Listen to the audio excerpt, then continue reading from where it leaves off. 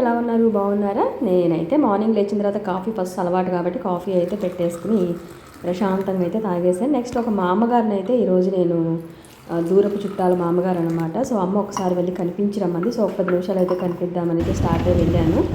So వెళ్ళేటప్పుడు అది యాక్చువల్గా ఒక విలేజ్ కాదు, టౌన్ కాదనమాట, డిఫరెంట్గా ఉంటుంది. సో ఎంట్రింగ్లోనే ఒక ఆవు తల్లి, అదే తల్లి దూడ ఆవులు కనిపించినాయి. నాకు చాలా బాగా ముద్దుగా అనిపించినాయి అనమాట. ఇదైతే మా అమ్మగారి ఇంటికి అయితే వచ్చేసాము. ఆవిడ ఒక పెద్దమ్మమ్మ వరుస అలా అవుతారనమాట.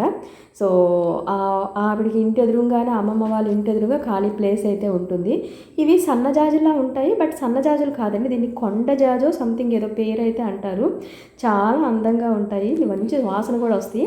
వాళ్ళ పెరట్లో ఉన్న కాయలు ఇవైతే అన్నీ చూపిస్తున్నారు చూడండి. చిన్ని చిన్ని చెట్లకే కాయలు గుత్తులు గుత్తులు కాసేసినాయి.